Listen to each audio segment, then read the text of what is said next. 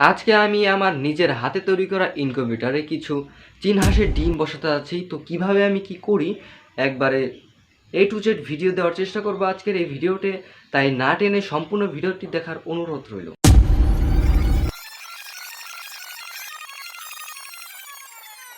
এটা হচ্ছে আমার মেশিন ইনকিউবেটর, আর এখানে কিছু হাঁসের ডিম আছে, এখানে একটা দেশি মুরগির ডিমও আছে।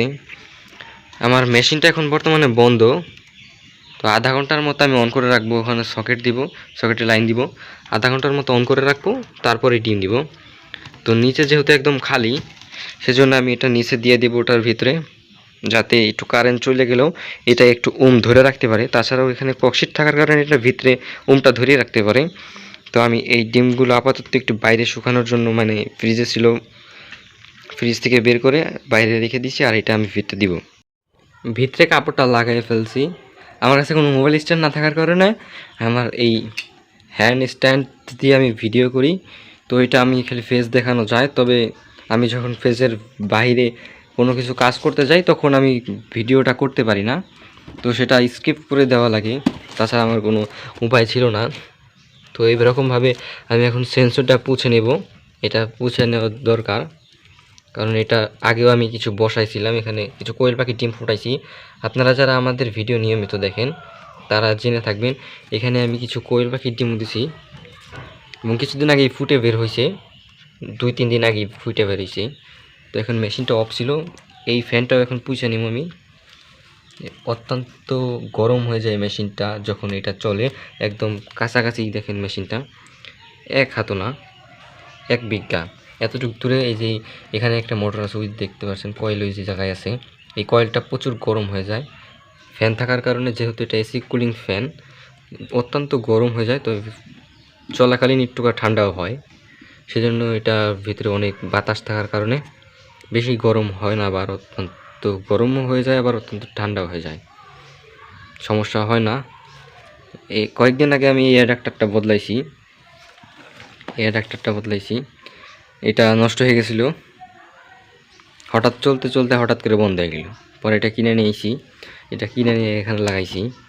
তো আমি এখন মেশিনের লাইনটা দিয়ে দিব। আমার মেশিনটা 220 ভোল্টেই চলে, একদম 220 ভোল্টেই চলে। লাইন এসে বলছে, এখন তাপমাত্রা আছে 28.8 ডিগ্রি সেলসিয়াস তাপমাত্রা, আর আর্দ্রতা আছে 95%। এখন এটা একটু কমবো। আর এখানে কিছু, মানে এটা নিয়ন্ত্রণ করার সব কিছু এখানে লেখা আছে। এই সব দিয়ে একটা ইনকিউবেটর বানাইছি। আর সেন্সরটা, আপনারা যারা ইনকিউবেটর চালান, ডিম ফোটাতে পারেন না, এই সেন্সরটা একটু এই কাপড়টা থেকে একটু উপরে, মানে ডিমের গা থেকে যেন না লাগে, একটু উপরে রাখার চেষ্টা করবেন। আর এটা একটু পয়সা নিতেছে, আমি সেটা একটু স্ক্রিপ্ট করে দিই মনে আমি। তো কতক্ষণ চলুক, তারপরে আমি যখন বসাবো তখন ভিডিওটা দেখাবো। তো আমি এখন মেশিনটা অন করে রাখছি, আমার সামনে এই মেশিনটা, আর এই সাইডে ডিম রেখেই দিয়েছি।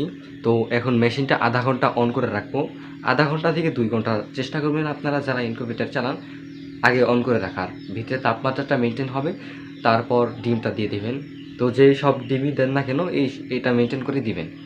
তো আমি যেটা বলতে চাইছিলাম, আমি এই ধরনের ভিডিও নিয়মিত আপলোড করে থাকি ইউটিউবে, খামার সম্পর্কে এবং কোয়েল পাখি ইনকিউবেটর থেকে ডিম ফুটানো এবং মাছের খামার সম্পর্কে আমি ভিডিও আপলোড করে থাকি। তো আপনারা যারা এই সমস্ত ভিডিও দেখতে পছন্দ করেন অবশ্যই একটি লাইক দিয়ে এই চ্যানেলটি সাবস্ক্রাইব করে দিবেন, কারণ এই ধরনের ভিডিও বানাতে প্রচুর পরিশ্রম করা হয় এবং কাজের পাশাপাশি আমাকে ভিডিও করতে হয়, এটা অনেক মেহনতের কাজ। আর আপনি দেখে থাকবেন আমার সাইটে কেউই নেই, আমি একাই এই ভিডিওটা তৈরি করি সামান্য একটি স্ট্যান্ডে। এখন আধা ঘন্টার উপরে হয়ে গেছে, প্রায় আনুমানিক আধা ঘন্টার বেশি হয়ে গেছে তাও। এখন ডিমগুলো একে একে আমি এখন সবগুলো মেশিনের ভিতরে দিয়ে দিব। দেখেন এখন তাপমাত্রাটা মেনটেন হয়ে গেছে। এখন এইটার হিসাবে, এই মেশিনের হিসাবে এই তাপমাত্রাটা ঠিক আছে। আর আর্দ্রতা 70 নেমে এসেছে, প্রায় 90 আসছিল, আমি খেয়াল নাই, হয়তো 90 দেখছিলাম। 90 থেকে এখন 70 নেমে এসে, আরও নামবে। যত গরম বেশি পড়ে আর্দ্রতা বাইরে যায় একাই, আর শীত পড়লে আর্দ্রতা অনেক কমে যায়।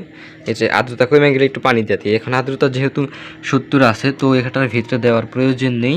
যেহেতু আমরা হাঁসের ডিম বসাবো, চীন হাঁসের ডিম, সেহেতু এটার জন্য এই তাপমাত্রাটাই ঠিক আছে।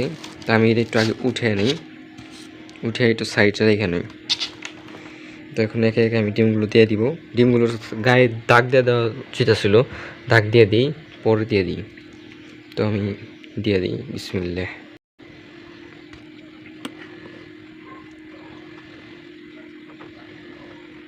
এই মুরগির ডিমের তুলনায় হাঁসের ডিম দেখেন কত বড়। এটা মুরগির ডিম, দেখি বোঝা যায়, কালারে খুলে কি হবো। এক সাইডেই দিই আপাতত, কারণ কয়েকদিনের ভিতরে আমি কিছু মুরগির ডিমও বসাবো এর মেশিনের ভিতর। আপনারা ভিডিও দেখতে পারবেন, আমার ইউটিউব অবশ্যই সাবস্ক্রাইব করে দিয়ে যাবেন, আপনারা ভিডিও দেখতে পারবেন।